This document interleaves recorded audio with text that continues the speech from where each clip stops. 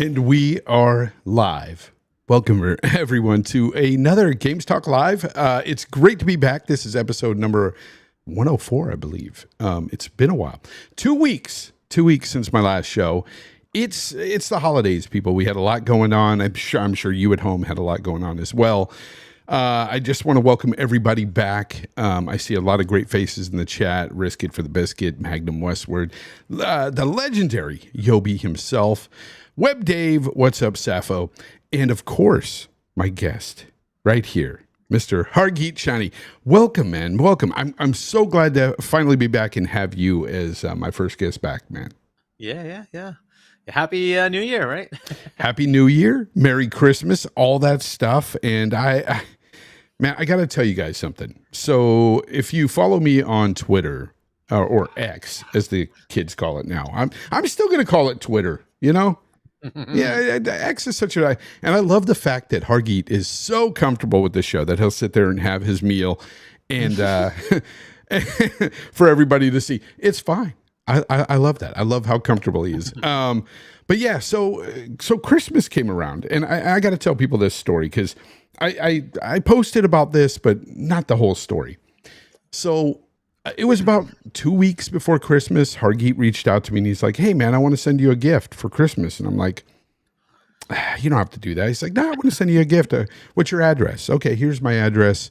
And the whole time, Hargeet, I'm sitting there thinking, okay, this man works for a certain company. I thought maybe he's going to send me this or whatever. And I'm just like, okay, whatever it is, it's cool. It's coming from a great friend and a great heart in Hargeet. And so as time went by, and it was literally the day before delivery, I looked up the package coming in and I saw the weight. And I was like, why is it 56 pounds or whatever?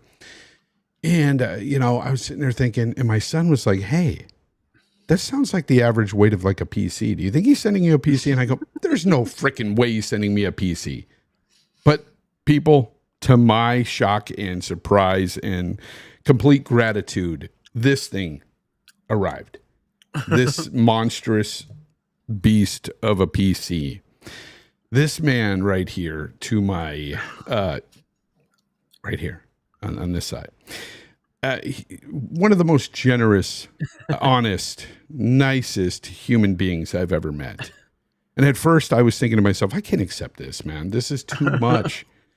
But this man is just, I called him and he's just like, "Look, enjoy. You had a bad year. I wanted you to have something to brighten your spirits and have fun with." And man, I can't thank you enough, Hargeet. That was amazing. Yeah. You're appreciate welcome, you so much. Yeah. Merry Christmas. I appreciate you, man. And to that guy out on Twitter, you asshat out there who tried to say that I took my father's GoFundMe and bought it. Like, that was just crazy. And just man, I wouldn't even dream of doing something like that. That's just horrible. But thank you, Hargeet. Seriously, it's really been amazing. So, I mean, I hope you guys had a great Christmas. Obviously, I did. I had a fantastic Christmas. I've been playing this thing as well as my Xbox Series X as well. Matter of fact, I just finished my Baldur's Gate Dark Urge run with the Series X. Had a great time with it. There was moments at the end, but I think Act 3 is still a bit of a mess with Baldur's Gate in general, even on the PC, I heard. So it's not that it ran great. It was fine. The Series X version held up, and I had a blast with it. Now I'm on the PC playing another run through there, as well as some older games, Hargeet. That's one of the things that I've noticed with PC gaming is like the software is so damn cheap on these sales. And oh my God, they're even giving games away. I mean, I've got freaking stores just saying, "Hey, do you want a game? Here's a $60, $70 game free." And I'm like, who does this? I guess PC does. It's odd, but Competition, right? You got the Epic Store, you got the Steam Store, you got Amazon. They're all willing to give you games. Like, it's amazing. Go collect. It's amazing. But so I got a bunch of games on the Steam sale and some older titles that I've not played before. I've been playing a lot of Dragon's Dogma. It's That was a really pretty good, game. man. That's old now though, but yeah, it Dude, was a pretty good game. it's like a 2016 or 20. I Yeah. forgot. It goes way back, but I'm having a blast with it. I've never played it before, and I know Dragon's Dogma 2 is coming out, so I'm excited for that. What have you been up to? What have you been playing, Hargeet? I've been talking too much here. What have you been doing? Yeah, so I mean, I finished a bunch of games before the year ended, and I think the last one I played was Cocoon. But I started up what is it, Persona 4, because it's leaving Game Pass. Oh, So I figured I'd try. That's like another 100-hour game, right? So I'm trying to see if I can finish that one up. But I played Stray. I got that one on Xbox, and that was decent. It was okay. An interesting game. I played AC Mirage, finished. I loved it. It was great. Exactly what I was wanted. it really? However, Okay. it crashed on me like 24 times. Oh no. Where'd I you don't know play what it? the heck's going on. And I played it on Xbox, and I'm like, well, what's going on? Well, it's not an Xbox thing. I think games in general right now are just pretty buggy, man. Yeah, it's crazy. And I didn't play it at launch, right? I gave it some time, and yeah, it kept crashing on me. It was so irritating. And there were times when you're like, unfortunately, they don't let you save when you want to. So you're in the middle of some mission, and you could be like 20-30 minutes in, crash. You have to do the whole mission again. I'm like, God dang it. Right? So what the heck? So that was kind of frustrating. But otherwise, I like going back to the old formula. I love the old Assassin's Creed. Yeah. So, You were telling me you were excited for that, man. So I'm happy for so people like happy you. to play that. But yeah, that was my one big complaint, was like, let me save whenever I want to, so this stupid thing doesn't happen.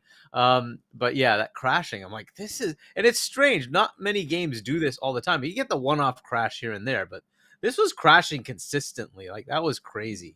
So I don't know what the heck was happening there, but yeah, I played like 225-ish games. You have like that game in your year in review thing. Yep. So across the platforms, I played like 10 games not on Xbox. The vast majority of my gaming was on Xbox. So some of that was on PC, like 3 games on Switch. Those were well, actually, technically, Zelda I didn't really play on Switch because I emulated that on PC. Even though I'm own gonna it have on to talk Switch, to you I played it a about little that. bit. I'm gonna have to talk to you about those Nintendo So, games. We'll talk. But We'll yeah, talk so after the I show. got to play that 4K 60 on PC. Though I played it for like maybe a couple of hours on Switch, and just to compare it, and then I just flipped over. But Mario Wonder, fantastic, and then That's Mario a great RPG. game. Great game. So I played that there, and then on PC, I finally got to play Cyberpunk. I had held off forever. I'm like, I'm going to let them patch this thing, make it the game they want to make, right? And then once they released that with Phantom Liberty, I finally played it. Great game. That was pretty good. So you did beat it all the way through and everything? Yep, all the way, yep. Okay. Soup to nuts. I started from the beginning and played it. I had not played that game at all. I still have to play the DLC. I have it on Steam, and boy, does it look good. incredible on freaking PC. Oh my God. Yep. Yeah, so that path ray tracing. Holy shit. God. Mm-hmm. Let's just say it blew me away. It honestly looks like you jump 2 generations when you start using that path ray tracing and stuff. It's like I finally got to see what ray tracing is really all about, because on the consoles they may give you a little bit of this lighting or reflections, but most of the time it's like, here's some shadows that are ray traced. I'm like, who gives a shit about the shadows? I mean, ray trace shadows anyway. I don't know. But yeah, I definitely, those are some cool games that you've played lately. I'm glad. The other one that's a standout was Pentiment. I tried that. Really? You like it, huh? Well, yeah, I don't even know how to like rate it. It's an incredibly, like, how I hear there's a lot of choice in Baldur's Gate, right? That's what the game is. It's like a whole bunch of choices that lead to totally different like outcomes. And you're choosing like who lives and dies, and it's all dialogue based, right? But it's a strange game, but wow, it's so compelling. Highly recommend it. You can certainly play it over and over and over again and have different runs of how things turn out. But an interesting game, and yeah. So if I had to give it a rating, I'd probably give it like a 9. I can see the 10s that were out there. I could see the 10s that are out there. Okay. But it is a crazy. I mean, it's basically all narrative, right? It's all narrative. It's all narrative. Yeah. I don't remember doing any fighting. I think So it's all got to be narrative. some really great writing there. It Really is, great and writing. it's like very time specific, and you're basically solving murders, and like there's like three All right. main chapters, and like it's Nothing wrong with that. I don't want to give too much away. It is really cool if somebody wants to give it a chance. It was a pretty compelling experience. Didn't know what to think going into it.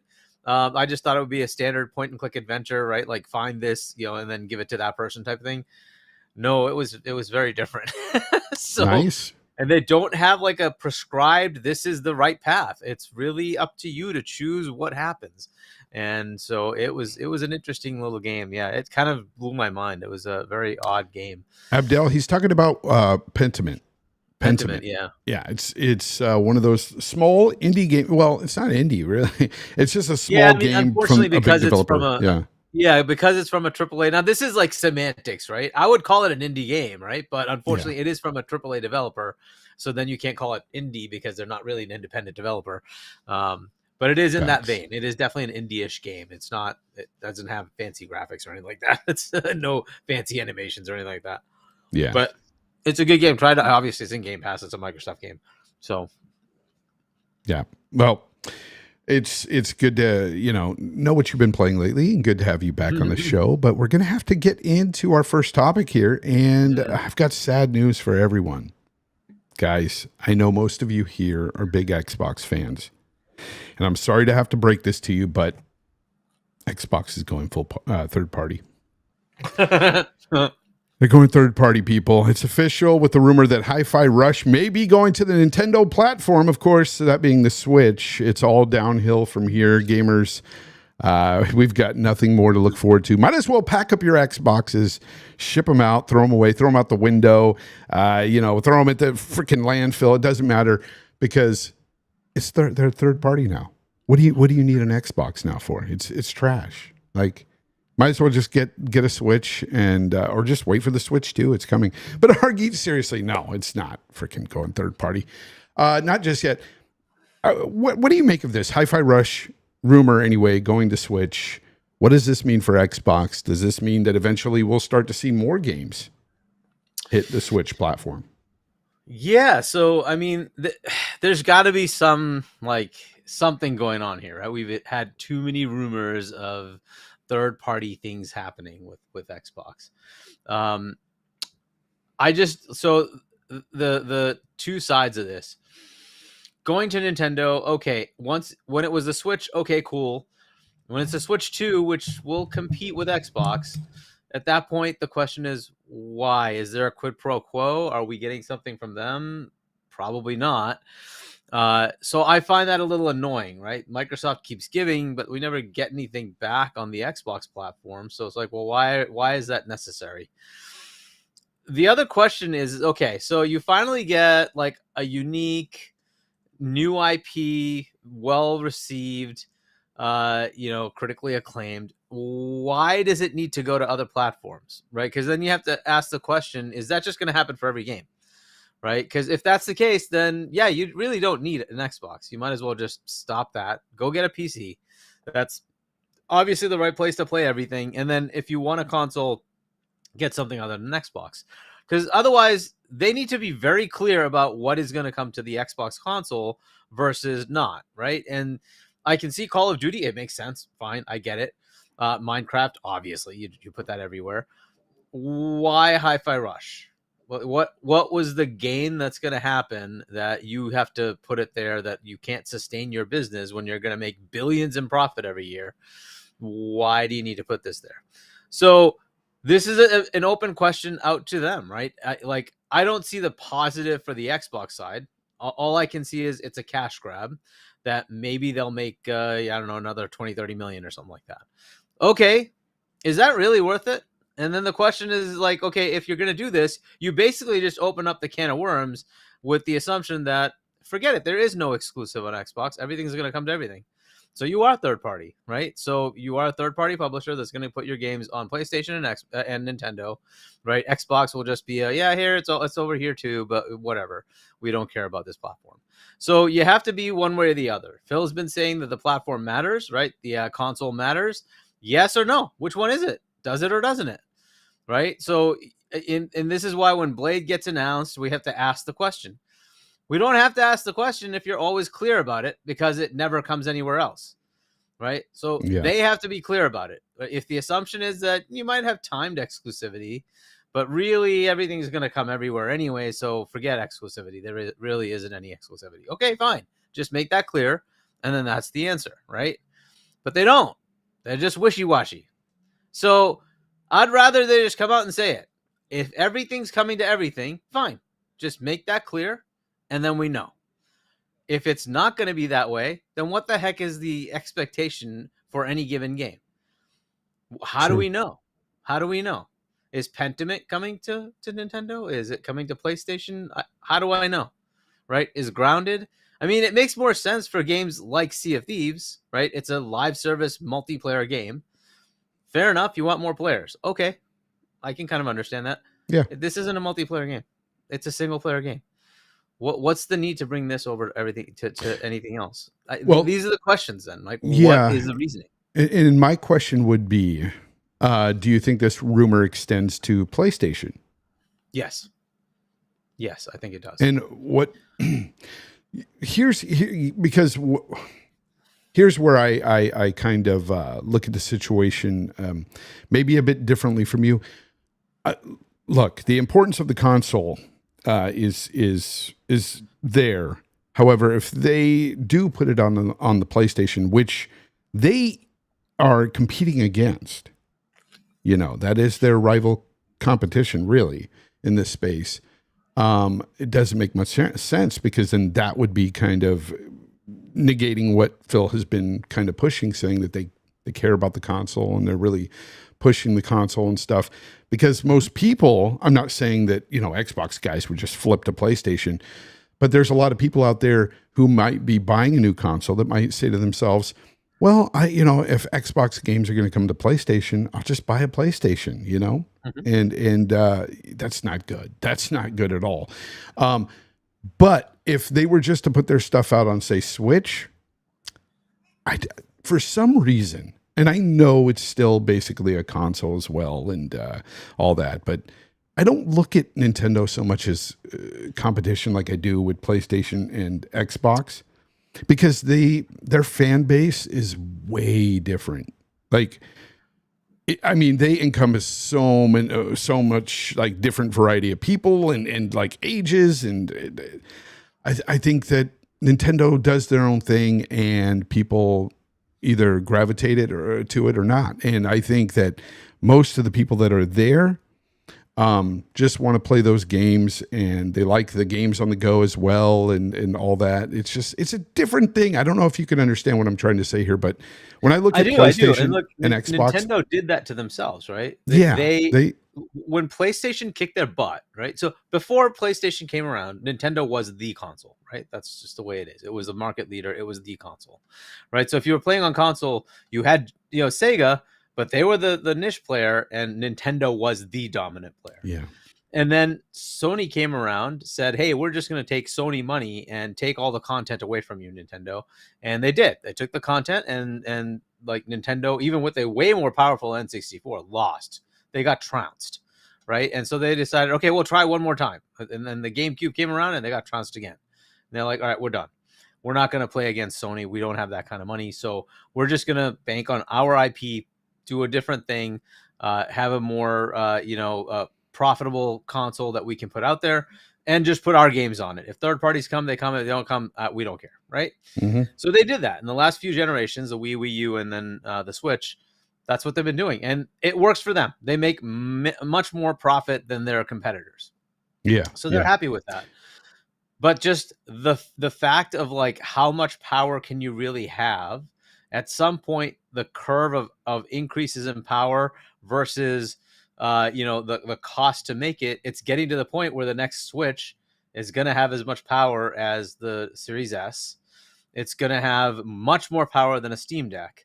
So then you sit there and say, okay, well, if the Steam Deck can play these games, why can't the next Nintendo? So if you say like take the entire Xbox catalog and put it on the Switch 2, whatever it's going to be called, why is that not a compelling console for people to buy? It has all the Nintendo family friendly stuff, plus it has all of the Xbox stuff. And that's the thing. There's always that. I mean, I even have 2 Switches in the house. Like, the fact is that no matter what, like somebody like me who doesn't necessarily play Nintendo games much anymore, still owns that one is telling. And I think that one thing that is really going for them is price point. And also that portability is huge.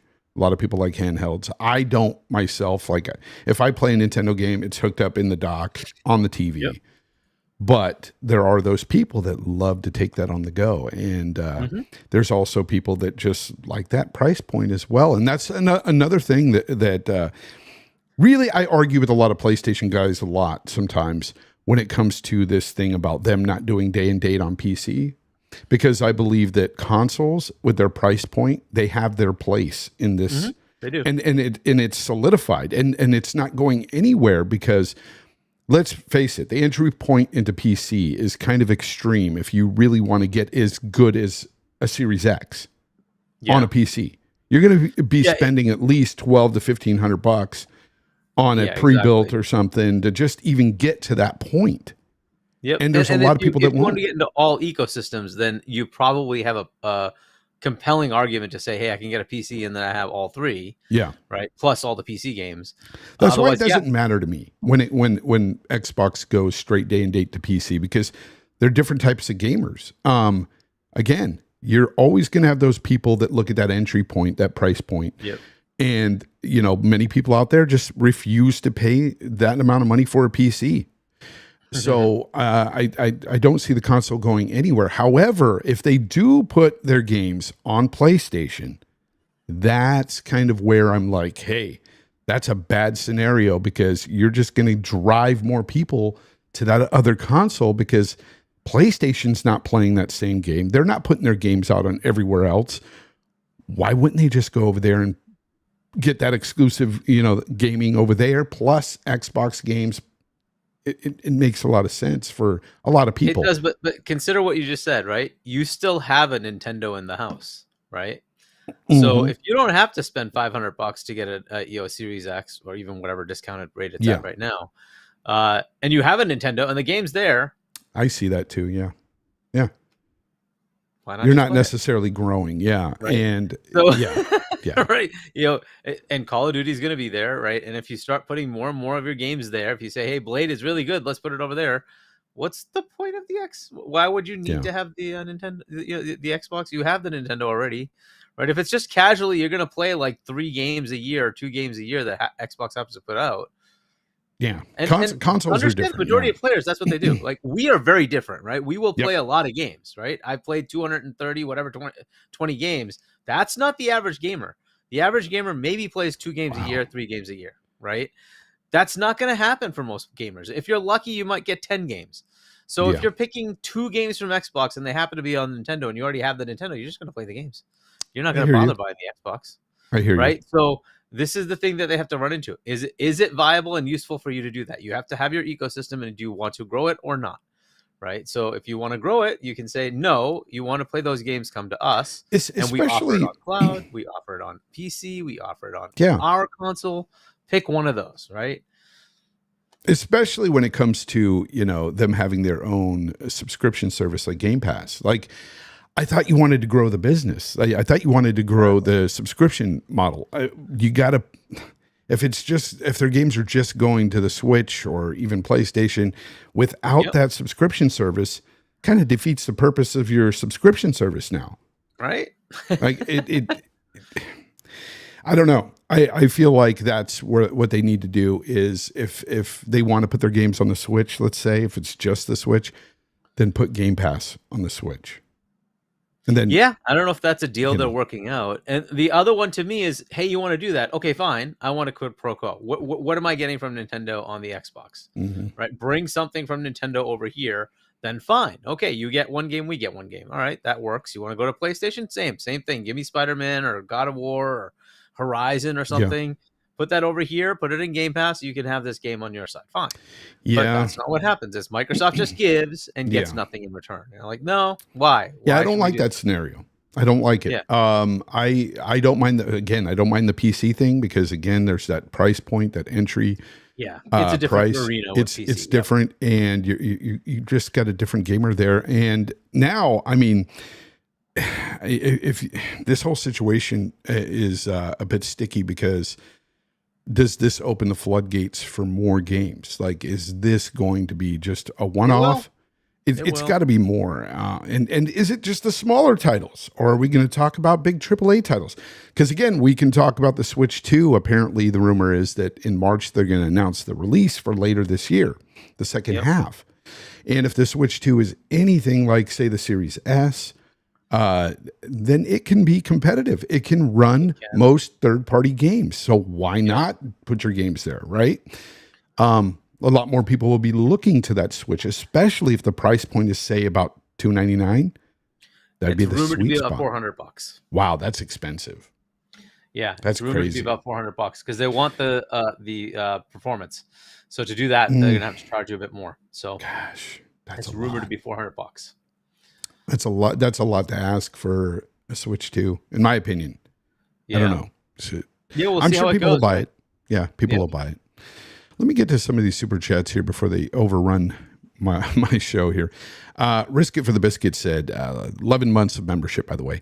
Thank you very much, Risk It. I appreciate that. He says, they already said this would happen. All games are case by case. I don't think you can doom and gloom. Hi-Fi, it's not a massive deal. Small game. What do you say to that? It's not really a small. Think of it this way: it's the first new IP exclusive game to the generation that they put out. Right, everything else was cross-gen, and then we were going to get Redfall, but this was the first new IP game that came out, heavily liked by critics, and it did pretty well for them. So what's the reason to do it, right? You say it's a small game, you could say that of any game, right? But what's the difference? Like, why should it be moved over? To me, it just makes no sense, right? Again, I get it for something like Sea of Thieves. You come to some level where it's like, it's not going to grow anymore. We've kind of gotten all the players we're going to get across PC and Xbox. Let's expand it to some other platform because it's a live service game. I get those kind of things. That would never work for me for Halo. No, Halo's got to always be Xbox, right? But other games like that, okay, I could see the potential for that. But this literally was the first, new IP game that they put out for this generation, right? Everything else was cross-gen to my knowledge, right? So why are you taking this really highly acclaimed game? It's like an 89, 90 meta, and you're saying, let's take that away from Xbox as an exclusive and give it to somebody. I just don't get that. Right. Again, I get it for live games. That makes a lot more sense to me. If it was an existing series, like, hey, you're remaking Quake or something, like Quake 2 remake or something like that was coming, remaster or whatever was coming down, fine. That works for me. That's fine. But when you're talking the first new IP game that you have on the generation, I just don't see it. I think this is just a slap in the face of like, no, don't worry about it. You're never going to have an exclusive. It's always going to go somewhere else. If Redfall was a good game, expect that would also have gone somewhere else. It's like, why? Why should that be that way? Can I, assume that Starfield will actually stay exclusive? Nope. If you do this, I'm guaranteeing you Starfield will be somewhere else in 3 years. That's just what's going to happen. You have to accept it. It is what it is. So either they are a third party or they're not. They either play this game of, hey, we're going to take everything and put it on Nintendo. Fine. Just tell us. Tell us that Nintendo is now a first-party platform that we're going to put everything on. Okay, fine. Yeah, and that's the problem. That's the problem I have with it. If they do go full third party like that, I mean, we're not saying they are, guys. It's not doom and gloom here. We're just hypothetical. If they did go that route, you can pretty much see them just pulling away from the console market little by little because why do they need it at that point? They have their subscription service that's pretty much everywhere. They've got Switch and PlayStation that you can play their games on if that were to happen. This is the reason why PlayStation don't do any of that.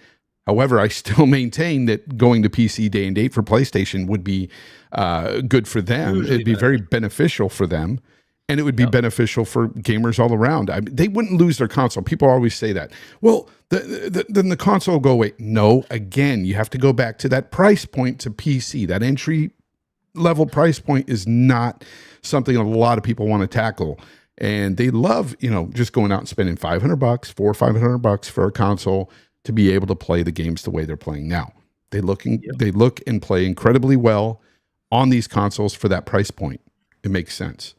I got a super chat here from someone here on this topic. Okay, it was Spartan661. Thank you very much for the $5. He says, has the recent Sony official made a deal with Phil? Sony doesn't have any new games in the pipeline. Xbox has more games this year than PlayStation 5. He says, rejoice.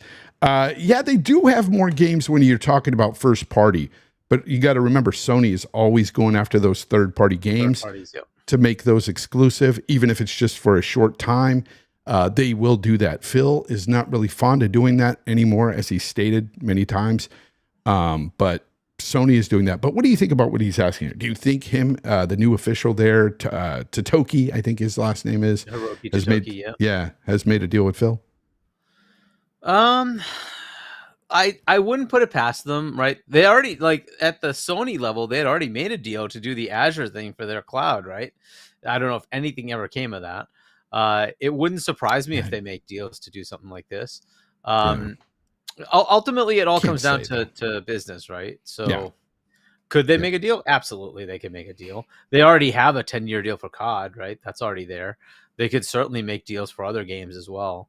I don't know what stays from Activision as from what we gather from Phil's sort of language.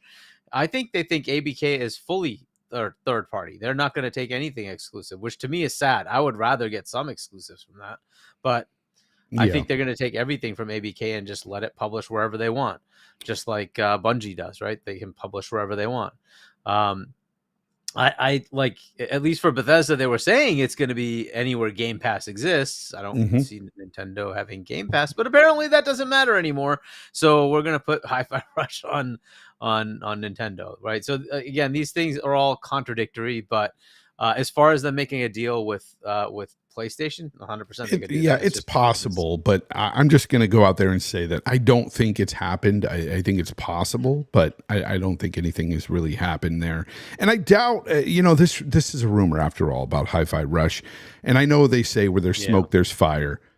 I do believe it'll probably be coming to the Switch, but I doubt that it's going to PlayStation. I'm just going to say that. I don't think it will. We'll see. But I don't think it will. Okay, so let me get to these super chats real quick. Sith Lord, what's up, Sith? I appreciate you being here, man. He says, welcome back. Hope your trip went well, and Happy New Year. Yeah, my trip went well. So I went on a trip to New Mexico to visit my brother, all the way on the east side of New Mexico. It was just about an hour away from Texas. I drove there, and we hung out for a couple of days, and we went out hunting for 3 days. He had an elk tag, so we were looking for some elk. We found them and stuff, but they wouldn't come off the private land, so we couldn't shoot them. We could have shot them, but we could have gotten into a lot of trouble. So we just left them alone. And no, we don't hunt for sport, people.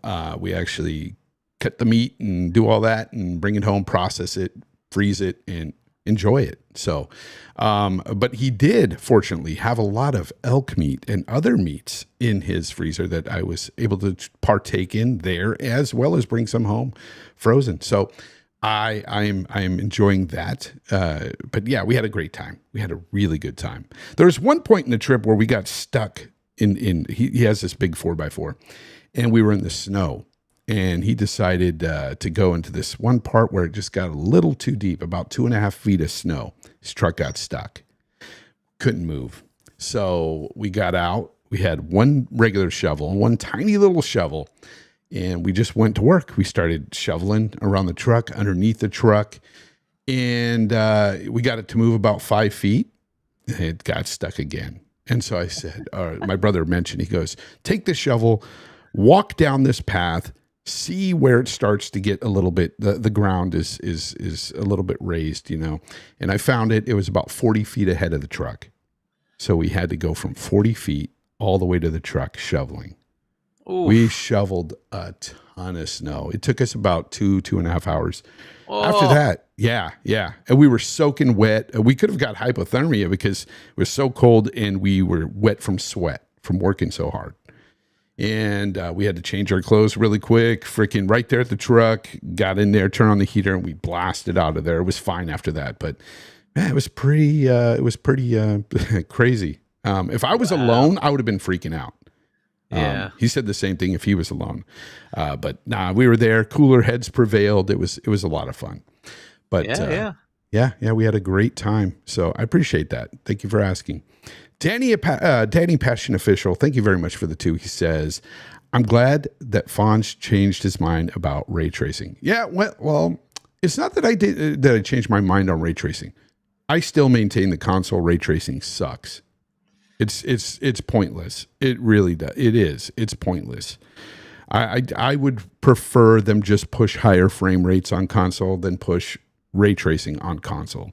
It's a resource hog. Even for a 4090, it pushes it. It's dumb. So I still maintain that, Danny. Didn't change my mind on that. Console ray tracing is not very good. Spartan661, thank you very much for the $2. He says Fonz and Sov are going to be better best friends. Fonz and Sov. Why? What was going on with Sov? Sov is also PC Master Race. He's been that for a while. He got it. Yeah, because that's right. They got the NZXT sponsorship, and they all got exactly badass rigs from them. Yeah. Sov, I understand what you're playing with now, and man. Thanks to this guy right here, that guy, yeah. Man, it's insane. But I won't call myself PC Master Race because here's the thing. I said this from day one, and I'll still maintain this. I said it earlier. Consoles have their place. For the price point, they cannot be beat. They cannot. $500 for what you get in the Series X is pretty damn freaking good. The games look really good and they run pretty good. Some of the games that run 30 though, however, that's when I'm jumping on PC and I'm like, see ya, I'm not gonna play at 30 frames. I'm sorry. I've been saying that forever. That's I've said this months ago. I was going to build a PC and move there for 60 frames gaming or higher. Now it's like 100 plus frames gaming, honestly. There's just a convenience factor of consoles that's just it's unbeat. It's just so different to play on Windows, right? But what's cool is with like Game Pass, I have Ubisoft Plus as well. You can try it on the PC and see what it's like and say, okay, cool, I got what the best is. Now I'm gonna go back to play on console and get my Mad Will, by the way, thank you very much. By the way, he $10 super chat, and also he's giving away 3 months of Game Pass Ultimate right there.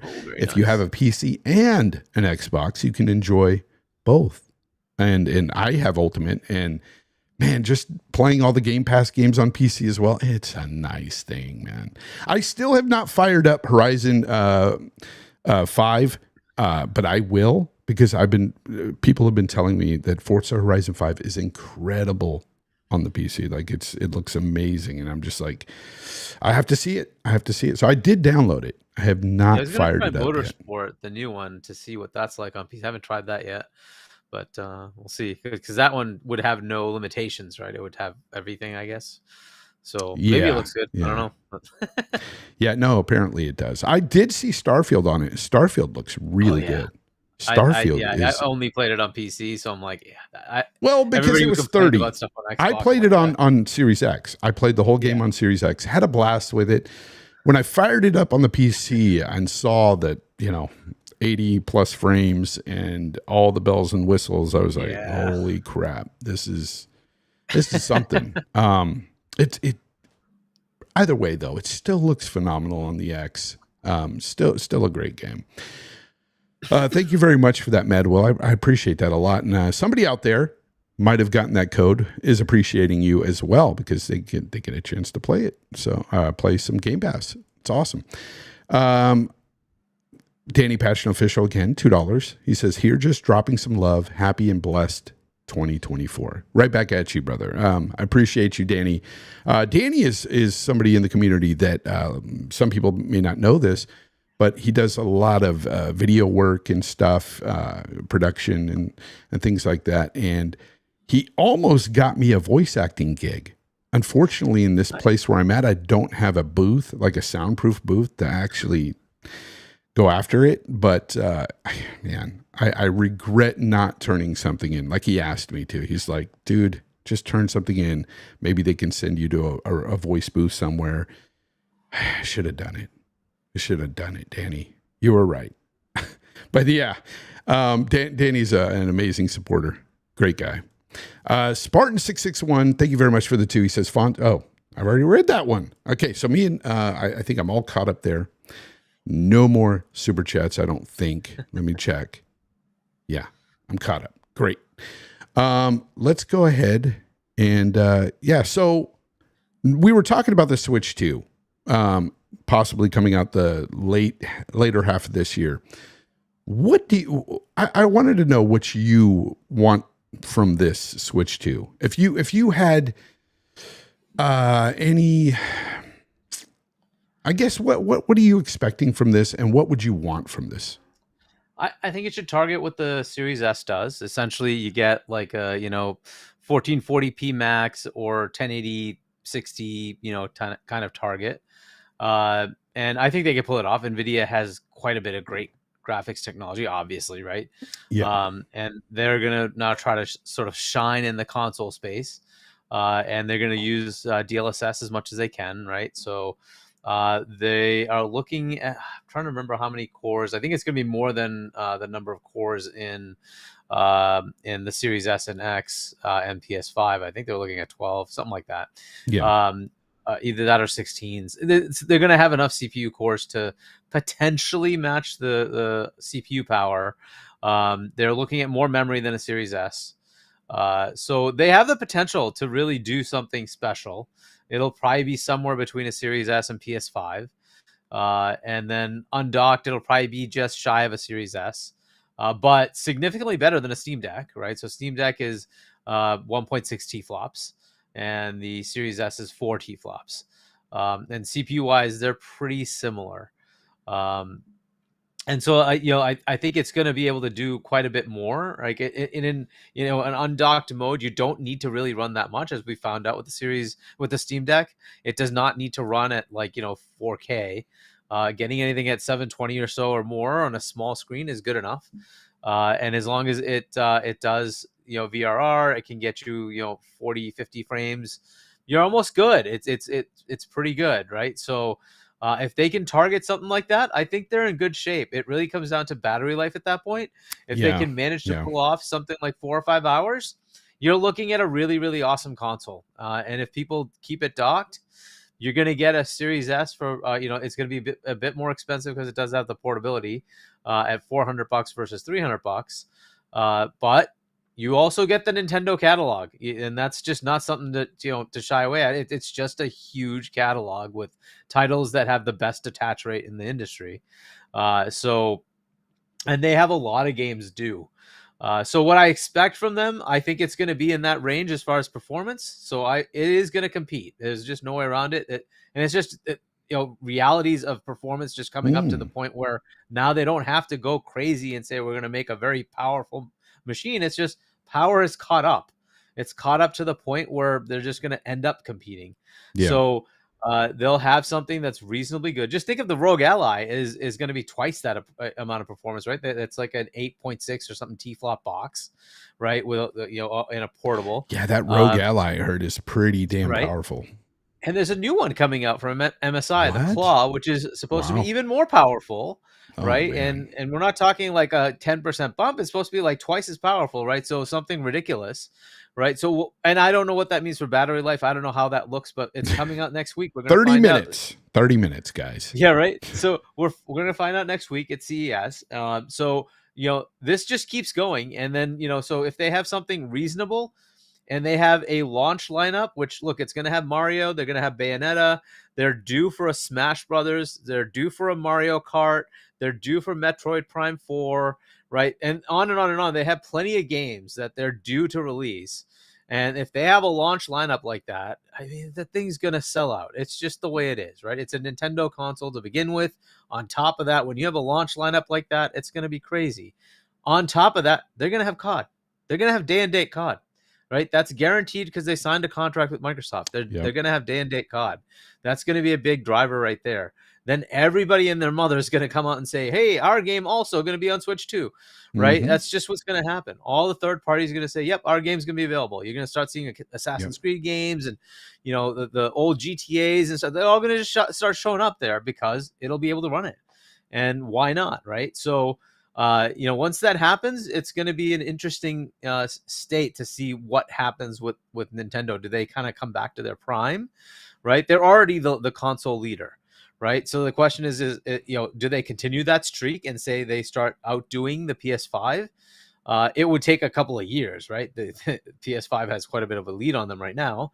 But if that happens, I mean, it's just you know, an interesting now race between the PlayStation and Nintendo.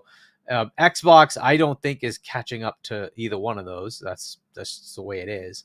But Nintendo has a very good chance at beating the PlayStation 5. Well, especially if you look at just the Switch sales alone, they've become the third most sold console ever. The third most sold console ever. That's and that's PS2 and then one of their own, right? Yeah, like the 3DS or something. I don't know, something like that or whatever, right? So it like they'd be beating themselves to go to number 2. Yeah, and then potentially hitting the PS2's ridiculous 155 or something, whatever it was that they had. It's crazy. Yeah. So look, I don't, you know, it's very viable that console comes out and does really well. And it's still the go-to if you have kids. It's just the go-to because it's got the family-friendly content, right? It's safe to get Mario. It just is. Right? It's safe to get Pikmin. It's safe to get Pokemon. So people are going to want that. And that's where it is. They're exclusive to that platform. Right? So it's always going to be that kids friendly platform. If it suddenly has all the other stuff too, I mean, that's what I've been saying for years. If they had a competitive platform, and what I mean by that is competing in power. Yeah, they could get all the third-party games. Just imagine how many more people would buy a Switch 2 if they were to get all the third-party games as well. Yeah, it's insane how much they would pull in. Witcher starts coming out, like all those games start coming out on that platform. Yep. I mean, I don't see why not. Right? It can do it. So I don't know if GTA 6, if they're going to start building to that platform as well, because they have to put it on the Series S. If you're going to do that, you might as well push it onto the new Switch as well. So, but yeah, it's just an interesting time, right? So we'll see what they actually come out with. So that's my expectation is it's going to be a pretty good performance, you know, somewhere between the Series S and PS5. It's going to have some performance level between that. And it will have a pretty good launch lineup. And there's going to be a whole bunch of older games that are going to say, yep, we've got it ready to go on the Switch 2. So you're going to have like 50, 60 games probably at launch, which will be crazy. So yeah, it's a lot. Speaking of Nintendo, by the way, switching gears just a little bit one here. Thing that's very interesting and important. Go what ahead. do they do for online? This is the area they suck at. You're right, 100%. Yeah. PlayStation is like, okay. Microsoft is well ahead of everybody.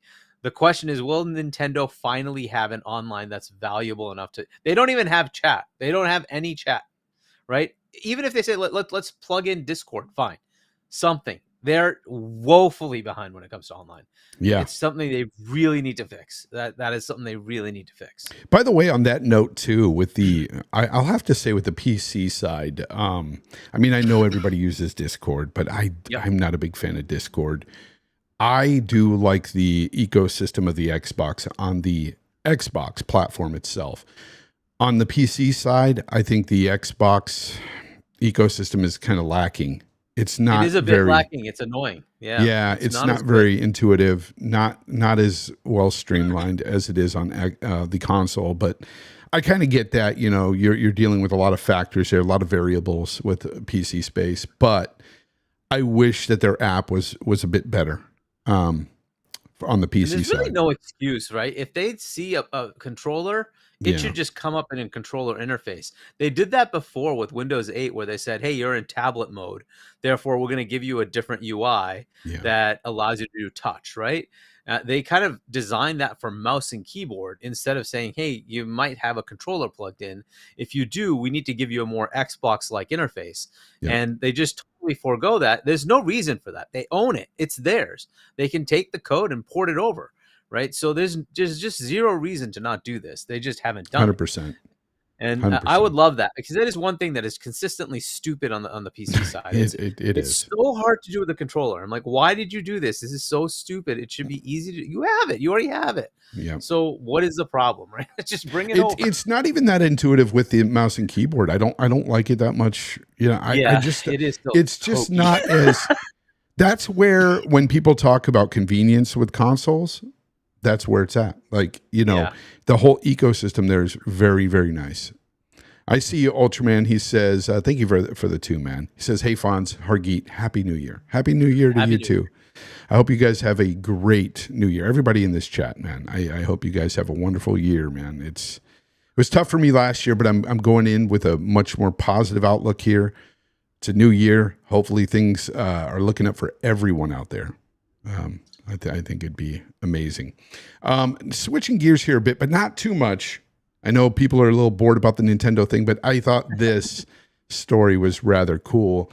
Hargeet, I know you brought this up to me as well, and we both saw this story, and we were just like, you know, like it was just a cool story. This kid who beat Tetris.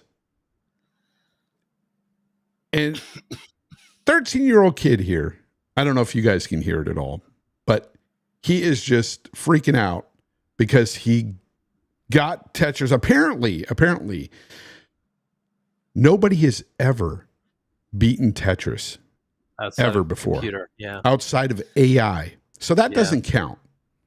So anyways, I thought that was pretty cool. So what this is basically saying is that he, as you saw there, if you get to a point in the game where it actually crashes because the software and the hardware can no longer keep up with you, you beat the game. And nobody has ever done that. No human being has ever done that. That is freaking incredible. So kudos to that kid, man. And he dedicated this achievement to his recently deceased father as well. He said that he thinks his dad would have been proud of him. And that was just awesome. That kind of hit me kind of hard with me just losing my father recently. And I was just like, man, 13-year-old kid, man, lost his dad and, you know, beat this Tetris game that nobody has ever done before. That is an accomplishment. That's an accomplishment, man. Yeah. And then worse, there was some stupid media lady who's like, go breathe fresh air or something like that. And this is not a life goal. It's like, dude, it's a 13-year-old kid who just did something like that should go in the Guinness Book of World Records. And you're telling him to go outside. Are you serious? I know. Some people can be real asshats, but what? Yeah, Willis Gibson is his name. Blue Scooty, as he goes by online. He beat it. And they call it the kill screen in Tetris. You get to the kill screen and you win.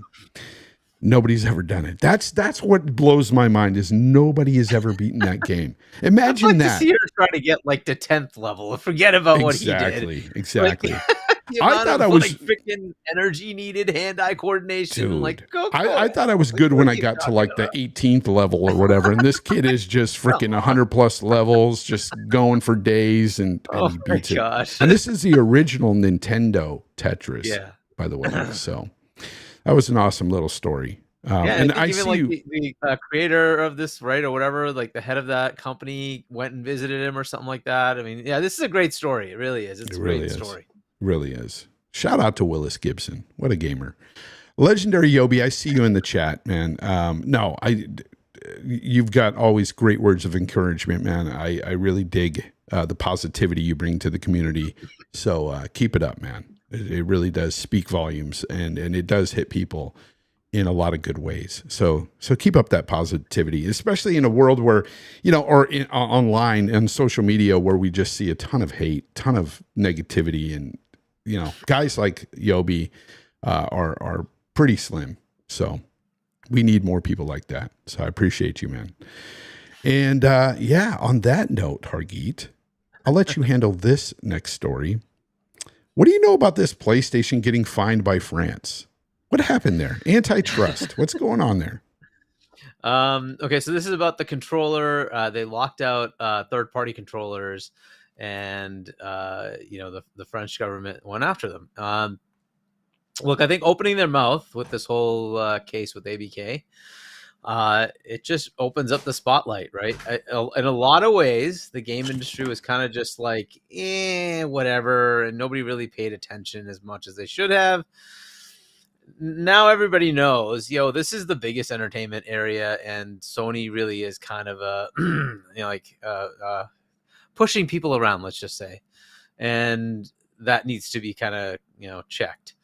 And there's going to be more of these, right? We heard about Romania opening up on an antitrust case on their store practices, and I think Romania is also an EU state, so is France. So when member states do this, then the EU has the option to take it further and say, well, if it's a bad thing for France, it's a bad thing for the EU. So they could get more, right? We'll see. We'll see if they do or don't. But they're going to get more eyes put on them. It's been abundantly clear that because they opened their mouth and said Nintendo does not compete with them. Yep. That, hey, if your only competitor undersells you by massive amounts, they have like a 15%, 10%, 5%, market share as far as Xbox in the EU area, right? You're obviously a massive behemoth, and if you're going to be that way, then all your practices need to be checked. So they're just going to keep getting scrutiny, and that's just the way it is. So if Xbox bumps up and says they get to about 30, 40, 50%, okay, cool. There's a little less heat on you, but that's not how it's happening right now. Xbox is not really making a lot of market strides. That may change. It may change with ABK, Call of Duty marketing. Maybe that changes a bit, but I don't know that it will.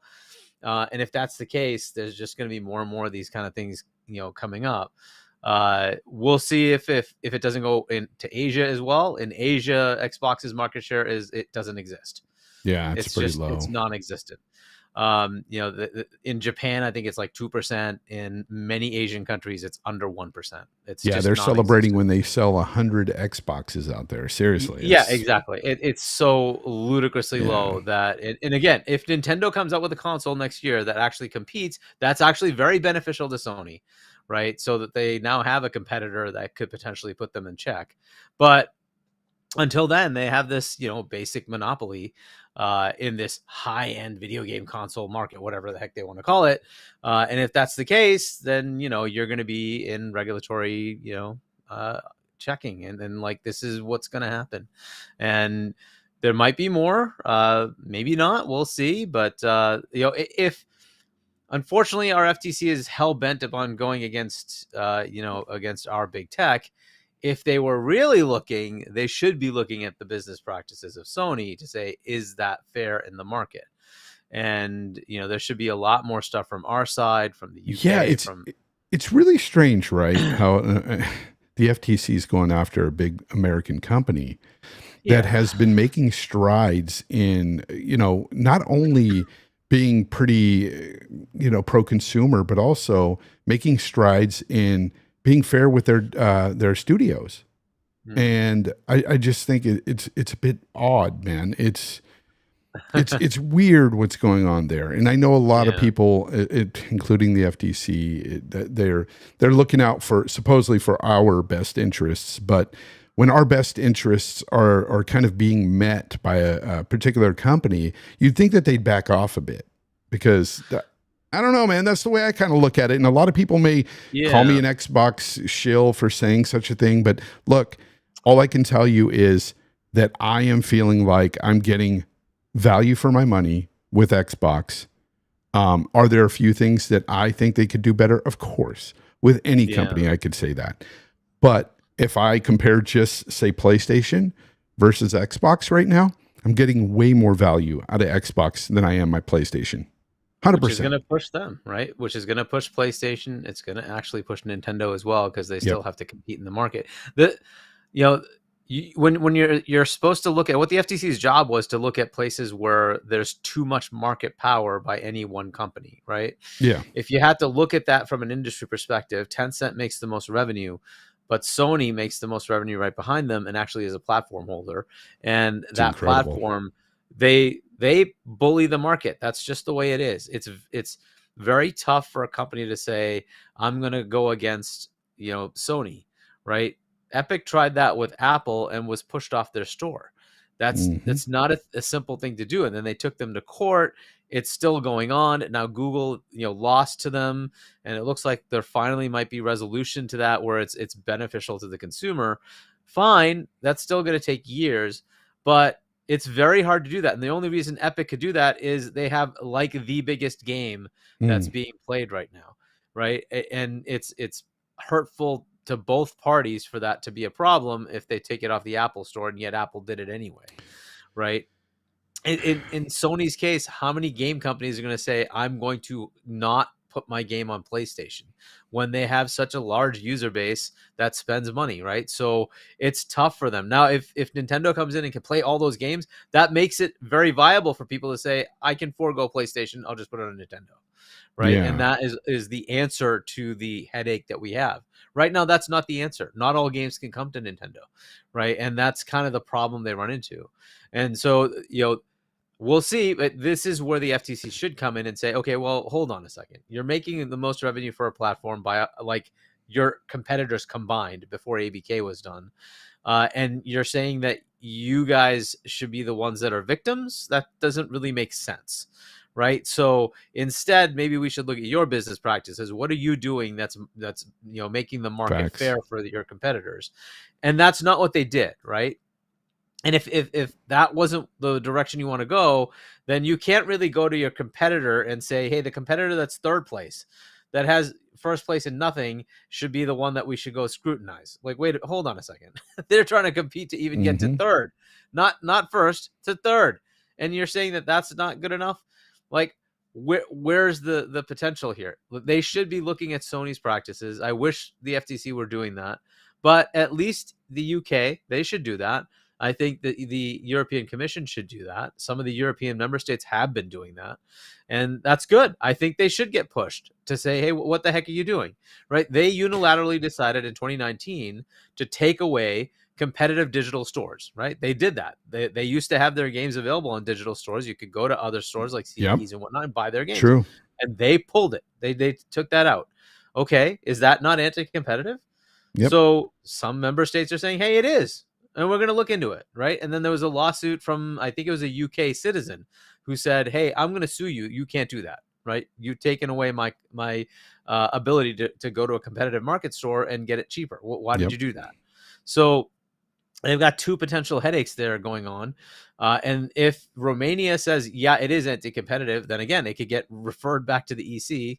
And then the European Commission could say, yeah, it's anti-competitive against all of Europe. And again, that's a big deal for them, right? For PlayStation. They'll just have to kind of, go with these hits that are going to keep coming. It's better for them to just fix it. Just say the hell with it. We'll go back on our word. We'll go back to allow competition instead of pulling it back to just their own store. Because their competitors do it. You can buy Steam games, you can buy Nintendo games, you can buy Xbox games. So you have no excuse. You should just go ahead and do it.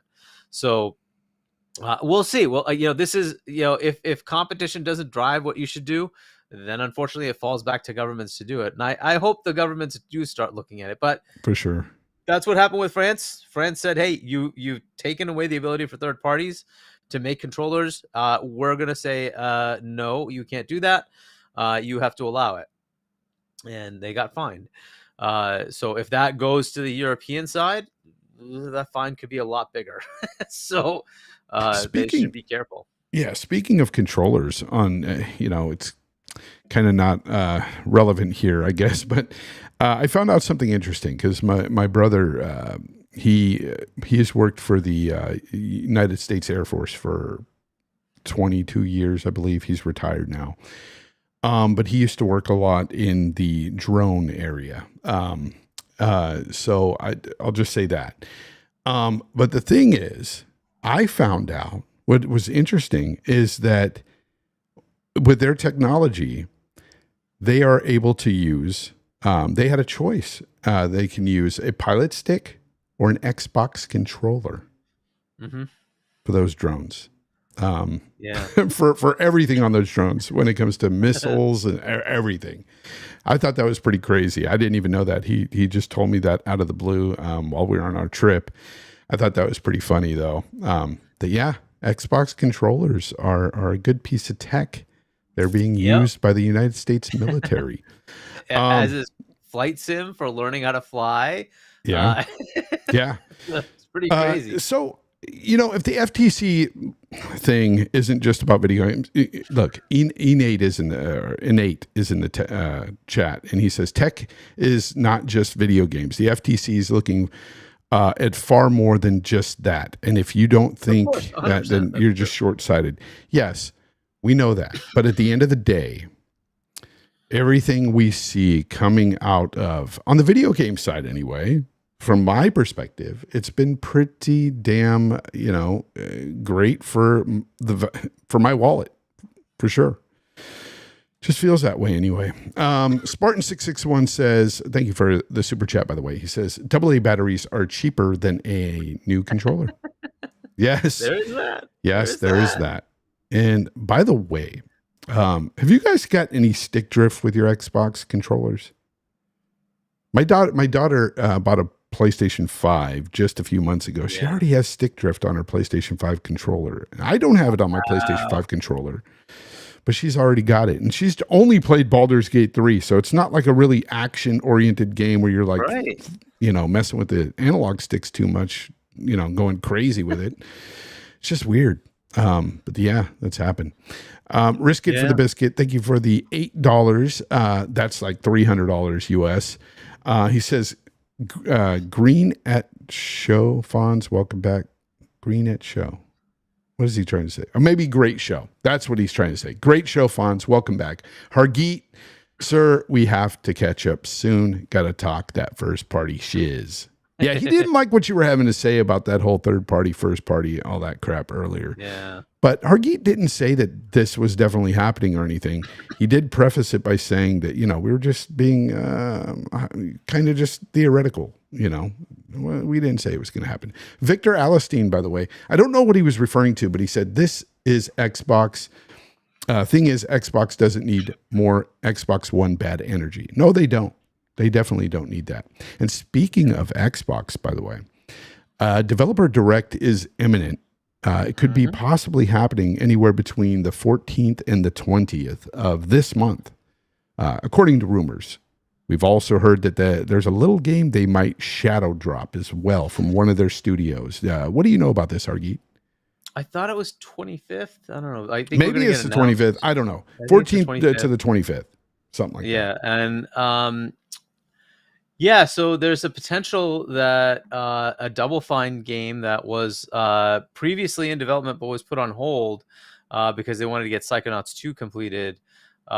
Kiln, which is a little brawler game where you have, I assume it's like two fighters, right? Kind of a fighting game. I don't know. We'll have to see what it really looks like. Is potentially ready to go. And if it's ready to go, they might be shadow dropping it. Either it's close to the time frame of the Developer Direct or right at the Developer Direct. So that is supposedly the rumor. That may not be accurate, but we'll see. There's potential to see some of the games we expect to see, like Hellblade, maybe see what the release date is, something for Towerborn. I don't know if it's true or not, but maybe we'll see something about Avowed. That'd be cool. And then Ara History Untold, which is also scheduled to come out this year. So we'll see if those are there. Maybe there'll be others as well. But yeah, it looks like we're gonna have some sort of Developer Direct just like last year. Look, I've mentioned that I think they have enough studios now, enough teams now that they could do a shadow drop every year because they just have that many games. They kind of really do. It doesn't actually have to be a full game too. It could be a shadow drop of here's the new DLC for something that we didn't talk to you about. Yep. Cool, right? Yep. Big expansion of blah blah blah blah blah or whatever it is. That'd right? be great.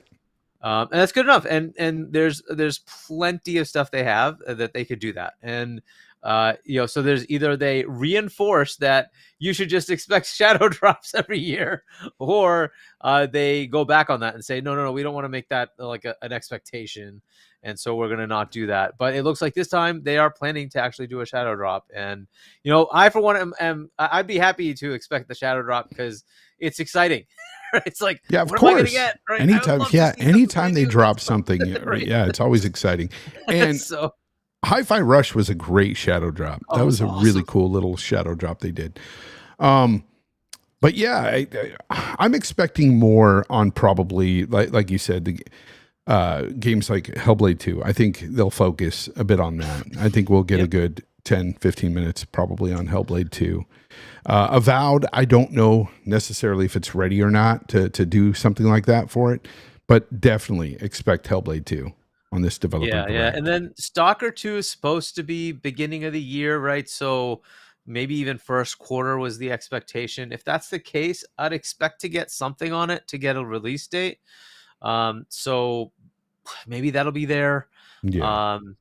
But yeah, look, there's potential for plenty of games to come out this year. We don't know which ones are really going to happen, but Flight Sim is coming. I don't know if that's before or after the June showcase. We have Hellblade. I'm also not sure if they're going to start incorporating some of the Blizzard stuff. Yeah. So for instance, World of Warcraft has these massive expansions they announced at BlizzCon. There could be something about that. Hey, War Within, I think it's what it's called, whatever, War Within Part 1 or whatever it is, might show up in, February or March or something. I don't know when they're scheduled to come out, but there's potential for some of those games to start showing up because now they're part of Microsoft, right? So that's a thing. Replaced was a game that supposedly was going to be coming out at some point. And maybe that's getting close. But the other big ones are Contraband, South of Midnight, Clockwork Revolution, right? If those are ready to go in any way, right? If any one of those is coming in the first half of the year, then maybe they show up, right? And we see a lot more about those. There's just so much potential, right? We have so many studios at Xbox now that it's hard to tell what's ready to go. We'll see, right? There's also stuff we're hearing rumors about, but we don't know if they're ready to go or not. There's also Indiana Jones, and I assume that's going to be a Game Awards. Next Game Awards, they're going to kind of showcase that so that more people see it. I think the TGA's 2023 was like 120 plus million or something like that live streams. So they want to have the eyeballs on something like that, I'm sure. But yeah, there's so much that they could go through, and we have games from Activision and Blizzard that we don't know about yet. So there's also stuff. Avowed, I see it in the chat too. Some people are like down on Avowed because the game looked bright and colorful and wasn't as dark as they were expecting. I don't even listen to that, honestly. Obsidian makes incredible RPGs. Avowed is still one of my most anticipated games coming out of the way from Xbox this year. I'm looking forward to it, man. I love RPGs, so these types of fantasy games especially just do a lot for me. Yeah. So I put it on the screen here for you guys to look at. I know it's not as dark as you want it to be, but trust me when I tell you that this is based on Pillars of Eternity. The story is very dark. There are dark moments. This game is not going to be cutesy and cartoony in terms of narrative at all. It's going to be a great ride. I think this is going to be a fun narrative that you're going to want to play. And I think it looks fine. I think it looks, great for what it is and everything. It's in that Pillars of Eternity universe. And yeah, I'm fine with it. I don't have a problem with it. I think, I think people just really wanted to see a more realistic tone, dark tone, I think. And that's fine. Like I would personally rather have that too, but I can get with a game if it has a great narrative and great gameplay, for sure. I mean, I'm playing Dragon's Dogma right now, which is freaking so old and so dated looking, but it's incredibly fun. It's like Monster Hunter meets freaking like I don't know, Skyrim in a third person mode. Like it's really good. Yeah, Really I mean, good. me and graphics, I'm not about the graphics. I want good gameplay. I want good story. It's definitely fine by me. What I would say is, okay, if we look at the leaks, I don't know if you wanted to talk about any of that. Yeah, but go the ahead. Insomniac leaks, we don't have to go in depth, but just one part of it is the budgets they have for these games makes it very hard to get the money back, right? You have to sell a lot of units. And people just take like, hey, God of War 2018 sold like, 20 million copies. Yeah, there's like 5 games that they've sold like that much. The rest of them don't sell that much. Yeah. And because of that, it's very hard to make your money back. And if you're going to Spider-Man 2 cost way too much money, and it's going to take them a long time to get that to make money. It wouldn't if you just put them out day and date on PC. And that would help a lot. That would help a lot. But it would you help. have to sell You'd get a few million copies. Yeah. And they're at like 7. And okay, you could get there, but it's going to take you a while, right? I don't know when the PC release is coming. The PC release also has the 30% that goes to Steam, right? So you have to take that discount on top of which you're spending a lot in royalties, right? So like we got that from the leaks. I mean, the royalties are insanely high, right? And I don't know how much they're spending on marketing. And so it's a very, very expensive game to make. And so if you want to go down that road, that's great. Avowed, I don't think it's going to cost them that much. And it's going to make its money back pretty easily. And that's the thing that's different, right? Is it better to get the game, or is it better to, spend so much money that you're going bankrupt? And that's kind of where PlayStation is going. Look, Sean Layden said this, and he's not wrong.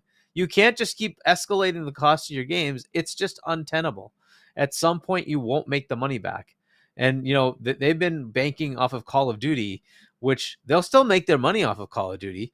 But, once the marketing goes to Xbox, it's going to get associated with Xbox. It's just the way it is.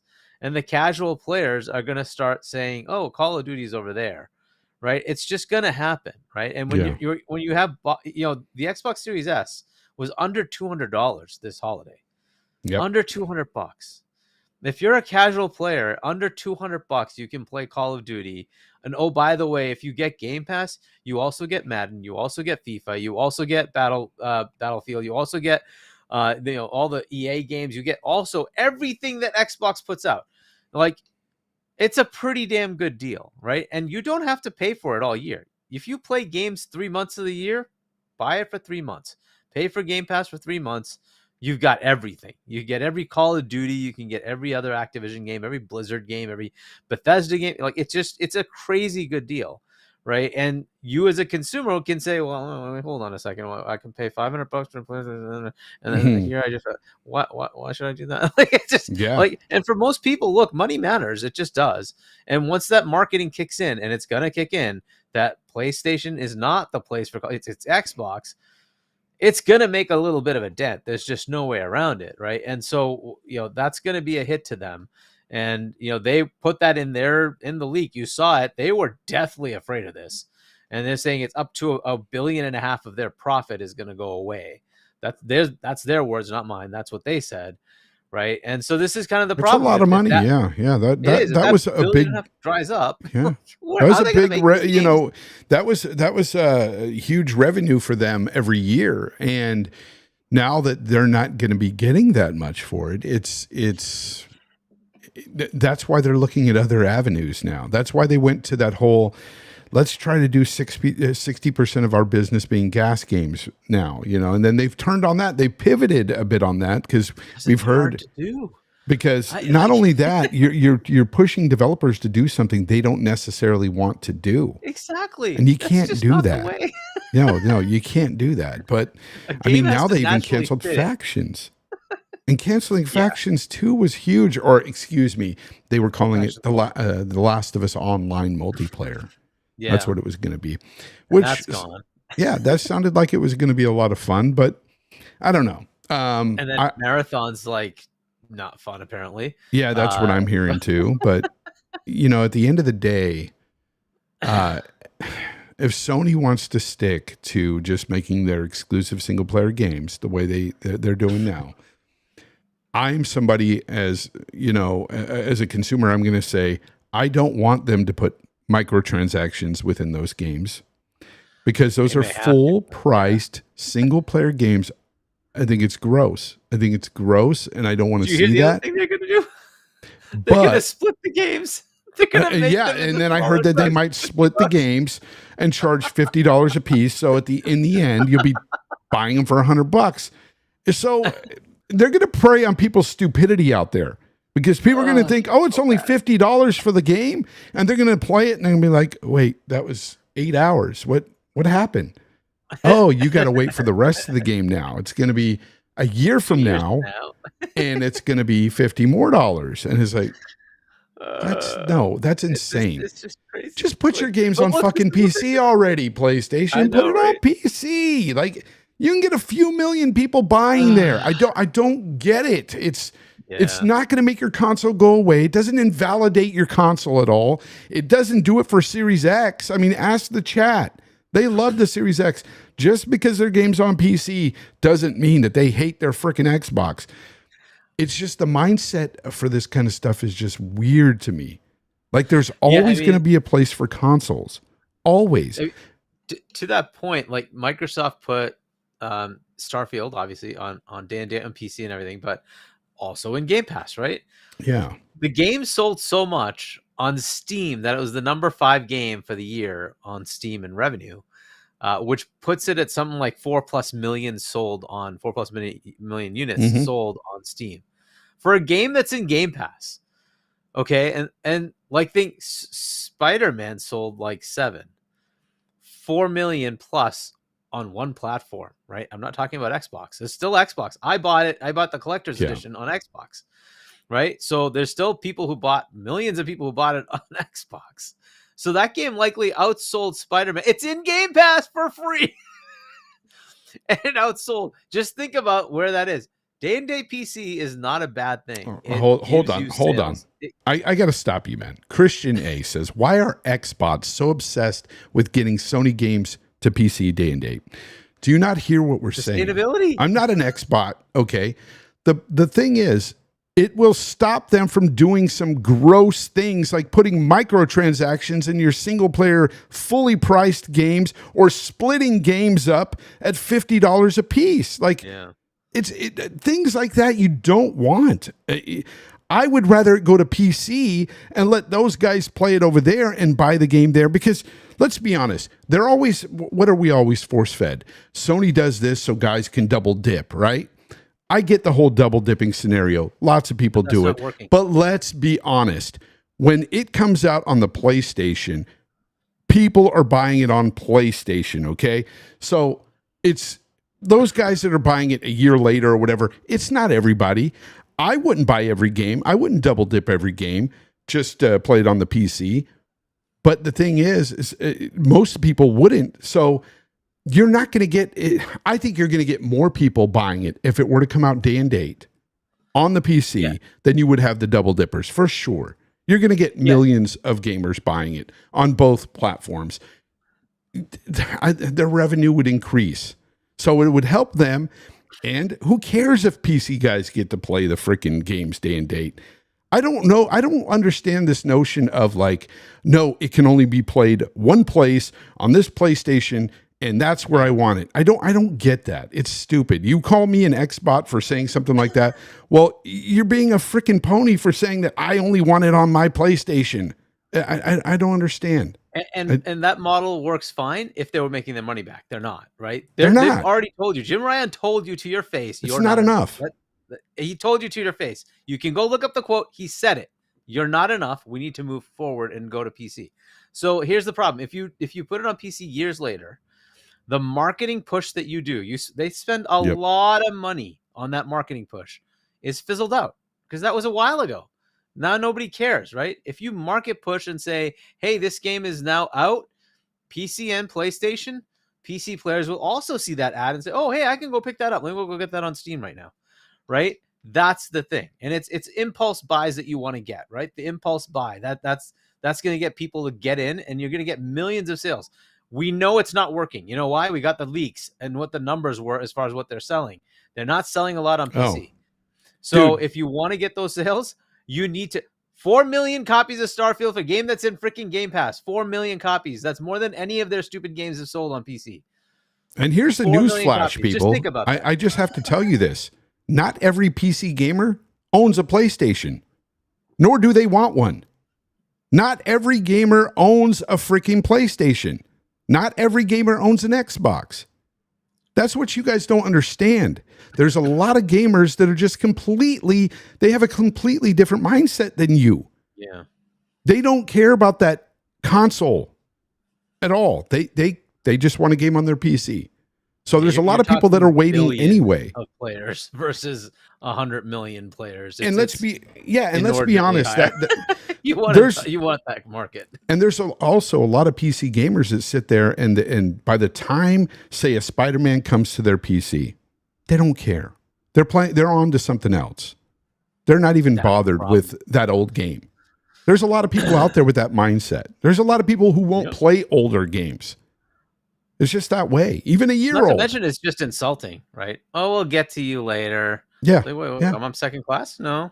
You know, you got to just release the day and date. Be done with it. It just makes sense. It's a different thing. Nobody's saying release it on Xbox. You know? And the reason, by the way, we're saying this is because, look, if PlayStation does not sustain themselves, then they either fizzle out and need to be bought by somebody else, or they become a third-party publisher. Okay, all that's fine. The problem is Xbox doesn't continue to have good competition. And for me, I want Xbox hungry. I want them to continuously keep trying to get more, give me more value for my money because they want to keep getting my business. And if that doesn't happen, then I don't get innovation. I've seen Microsoft not hungry because if they've won a market, there's no reason for them to invest. There's just no reason. So you're a business savvy guy. How much do you think that they make on their consoles annually? PlayStation or Xbox? PlayStation. PlayStation, I don't know that they're making money anymore because of inflation. I think their costs escalated because of resource issues. Okay, so therefore, day and date PC probably just makes way more sense. They're losing money on their consoles. Yeah, even if they were to, because this is what I was talking to Colt about.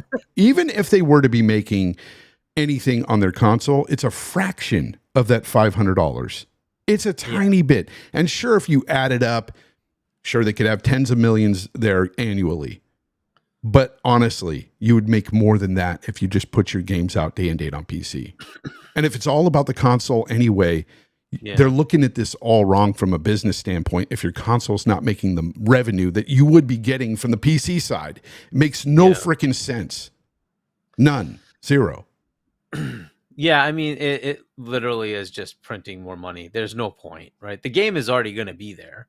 It's already developed on PC anyways. Yep. You just have to do the extra effort in making sure it works across various configurations, right? So you just have to deal with it. I think it's exactly what Xbox looked at initially. That's why they went PC day and date. They're making more money on it. Look at their revenue. Yeah. Look at what they're making annually. Xbox is doing very well. Very well. Yeah. And that includes Ultimate Game Pass Ultimate. So. And for Xbox, it's kind of they had to kind of go there. It's their platform, right? Yep. Ultimately, Xbox is Windows. Windows is Xbox. It doesn't matter, right? It's their OS. So they needed to do this anyway. They've been promising it for a long time, and they finally got to the point where they actually committed to what they should have committed to anyways. So that's good. I don't see the problem with it. You are in a Microsoft ecosystem when you're on PC or you're on console, and they don't care which one you're on because honestly, to them, you're playing their games. You're subscribing to their service if you want to get Game Pass. You're on their OS or you're on their console. The console loses the money. The OS makes the money.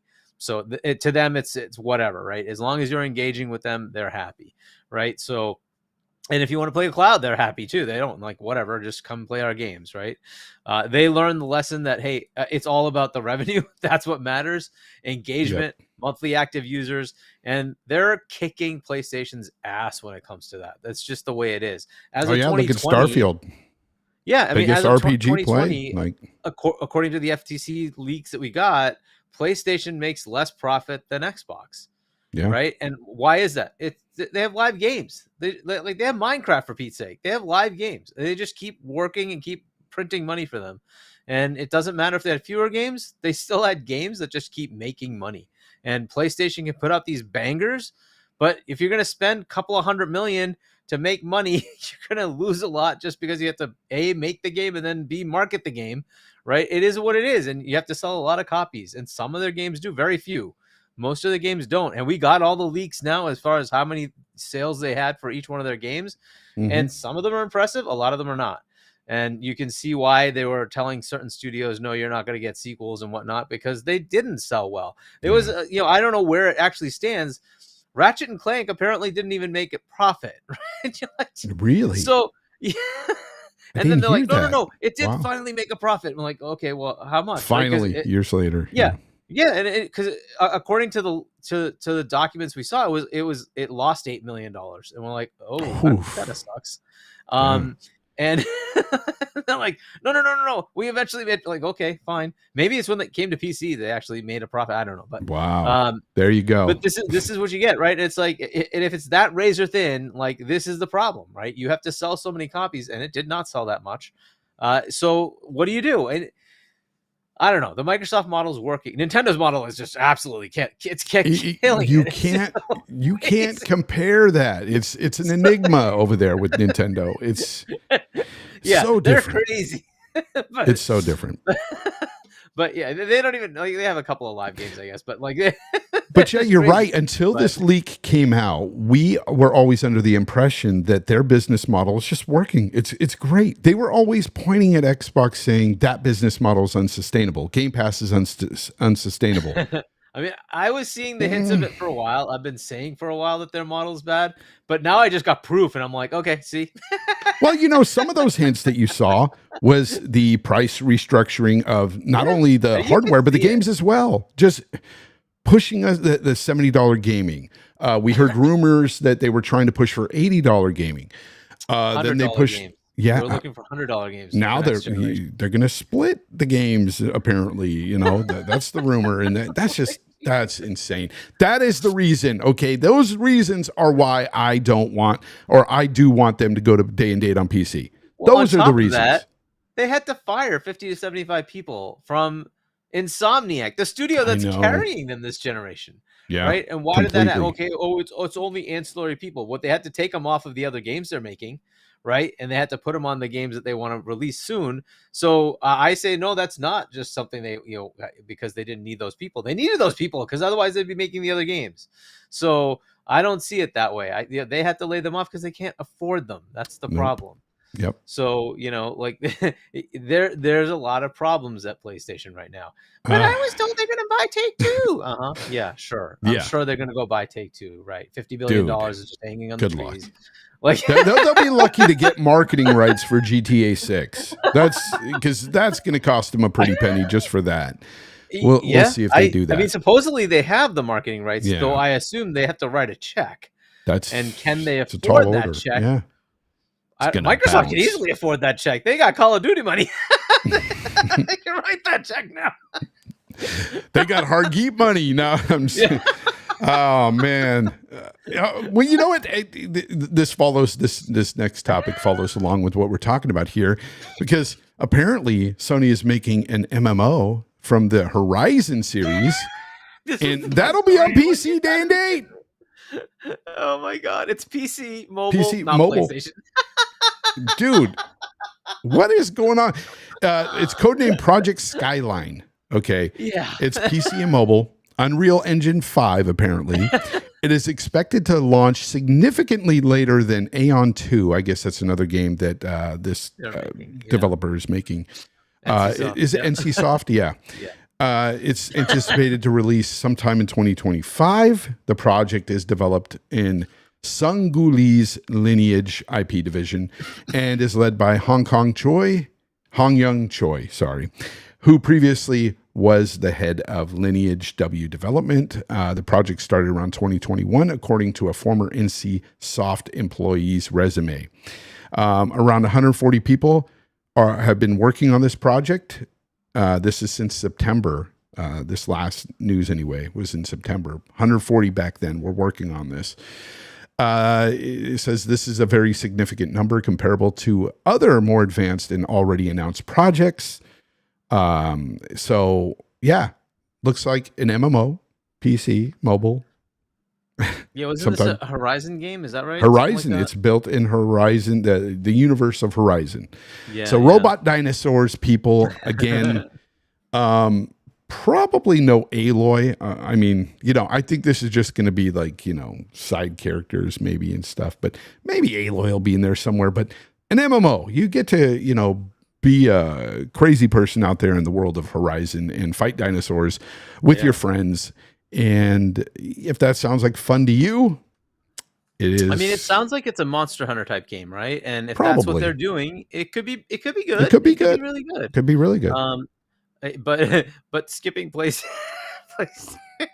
is just look, I don't know. I don't get it. Why isn't it on PlayStation? Well, apparently NCSoft doesn't do like so whoever was talking earlier about why I wanted day and date with PC. Answer me this: why isn't this game on PlayStation? Why is it PC and mobile only? It's pretty sad. Pretty sad. Yeah, and what if what if this was a really good hit for them and it's not even on their box? What does that say? It's insane. Yeah. I mean, look, good luck to the team. I hope it works out for them. I hope it's great. On the bigger platforms, that's awesome. Mobile is huge. Obviously, Windows is huge. So putting it on those platforms hopefully gives them a good amount of user potential. And that's what they need. They need engagement. But yeah, it again, if this is a Monster Hunter type game with the dinosaurs that they have, it could be fun. It could be a pretty good deal, but we'll see what they do with it. I don't know if you've liked Monster Hunter or not. I thought it was okay. I played a bit of it. The first one that came out on the 1X, I played a bit of that one. And again, I was talking to you earlier, Capcom's Dragon's Dogma. I've been playing that lately, and that is a bit like Monster Hunter meets freaking like Skyrim or something. It's it's really cool. But yeah, so if that's what they have, what the hey, it might be pretty cool. The biggest part of this story to me is just the odd omission. Christian A responded. He said, testing the grounds. Why won't they test on their PlayStation as well? They can get some more money there as well. Like it just. This is called goalpost moving. 101 for sure. And for those of you out there that were talking about Avowed not looking good and stuff, it's not for you because of the looks. I just think it's crazy because, man, these games, it's not all about graphics, people. Yeah. Could be great narrative and great gameplay. That's what should matter. I mean, look at this game. It's on your screen. Dragon's Dogma. Old game. Look at the way it looks. Look at these characters. And I'm having a blast with it because why? The narrative and the gameplay is a ton of fun. But it looks like ass. Looks like complete ass. I won't lie. But it's fun. It's a lot of fun. And Dragon's Dogma 2, which I wanted to touch on a bit before we get out of here. It's coming out March 22nd. And I personally, Hargeet, am very excited for Dragon's Dogma 2. I don't know if you've seen any of the recent gameplay footage of it. I think I have seen a trailer or two. Yeah, I mean, I'm already pretty excited to play it. I'm pretty sure I finished Dragon's Dogma 1 and remember liking it. So yeah, I'm excited to play the next one. It's also the same day, and hopefully they move it, of Rise of the Ronin. Yeah. I'm hoping they move that game because I don't think it's a good idea to go up against Dragon's Dogma 2. No. But yeah, hopefully they move that out of the way because that looks like a really good game. And again, this is kind of the annoyance of the way PlayStation is doing things. It's not coming to PC. Now it's Dragon's Dogma 2 on the screen. Yeah, I think courtesy of IGN. should definitely come to PC as well. Rise of the Ronin. I don't see why they've locked it to PlayStation. Again, they're just going to cause more annoyance for Koei Tecmo. It's just a stupid idea. But I will say, don't sleep on Rise of the Ronin either, It because looks good, yeah. Koei Tecmo, they brought us Wolong earlier this year, Team Ninja, and I had a blast, or last year I should say, I had a blast with that game. Loved it on Xbox. Yeah. I think Rise of the Ronin looks even better. So, but yeah, I hopefully it does well, but I don't think it should launch the same day as Dragon's Dogma. I think they should. Dragon's Dogma too is it looks pretty cool. Like, it's still got that jank a bit in the gameplay, but trust me when I say, if you haven't played Dragon's Dogma, there is some jank to the gameplay, but it's still really, really fun. Like, it's like it doesn't really affect it too much, and I don't know why the video stopped, but it stopped anyway. But anyway, I'm looking forward to it. I'm looking forward to this game. I like the vocations, the class system and stuff is pretty fun, and all of that. I'm having a good time with it. Yeah. But the game is so old. 2012 apparently is when it came out. 2012 is the first one, and then they came out with they updated a new version of it, and they fixed some things and made it to where you can fast travel and stuff like that. And that's the one I'm playing. And it's really cool, really cool. So looking forward to that one a lot. I've been getting into a lot of RPGs lately, man. Like, ever since Baldur's Gate 3, it's really reinvigorated my love for RPGs. Actually, I'll go back. I'll say ever since Starfield, because Starfield is what launched it this year. And playing another Bethesda game, falling in love with that game, and then going into Baldur's Gate 3 and just seeing how incredibly massive a game can be in terms of choice and consequence is just like no other. Yeah, there's been a lot of good ones this year, right? Hogwarts was so good. Have you played that on PC yet? No, but here's the thing I will say about Hogwarts. If anybody says any game got snubbed, it would be Hogwarts. Oh, it's Hogwarts. Obviously. It's Hogwarts 100%. And we all know why. And it's ridiculous. God, that game was so good. Yeah. I swear that game started it off for me last year early on, being one of those new games that came out that made me like sit up and take notice and say, this is the one to beat this year. And I freaking loved it, man. And I'm not a Harry Potter fan at all, people. I do not like Harry Potter. I don't like the movies, don't like the books. Well, I never read the books, but I don't like the movies. And I was just really shocked at how good the game was. I was like, wow. That was so fun. It almost made me want to watch the movies.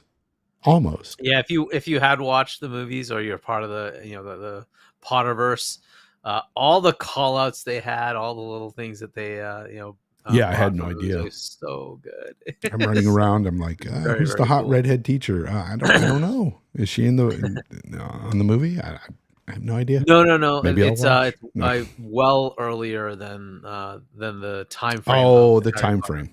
It's different. Yeah, okay. But you get like all the little things that they talk about throughout the movies and books and whatnot. Right? So it was so good. So awesome. Good. That game was awesome. It was totally snubbed. I can't believe they got nothing. Not even one nomination. Like, seriously, come on. Yeah, that's what doesn't make sense to me. But we all know why. It's ridiculous at the end of the day. But I still think it was one of the best games of the year for sure. It should have been there. One of my games of the years, of course. Anyways, guys, that's all the time I have for today. But I want to thank everybody that came out and listened live or watched live, and everybody after the fact that listens on demand. And of course, thank my guest, Hargeet Chani. Thank you for being here, Hargeet. Yeah. Appreciate you very much, man. I know you're not on the Twitter Spaces.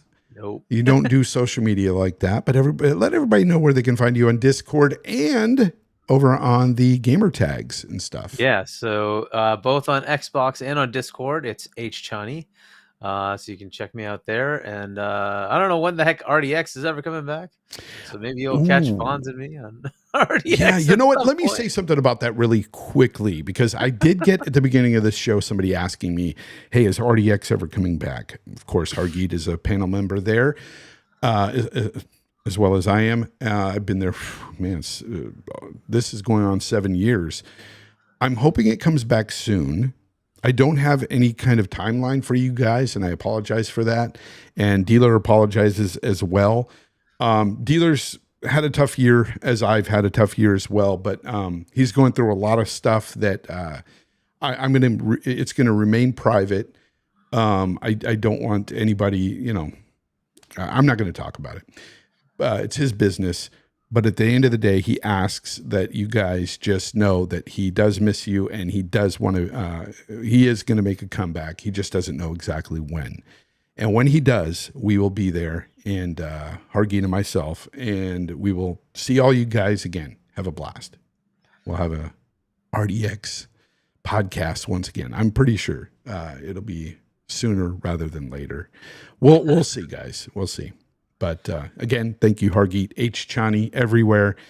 Thank you, everybody here today, and listening after the fact.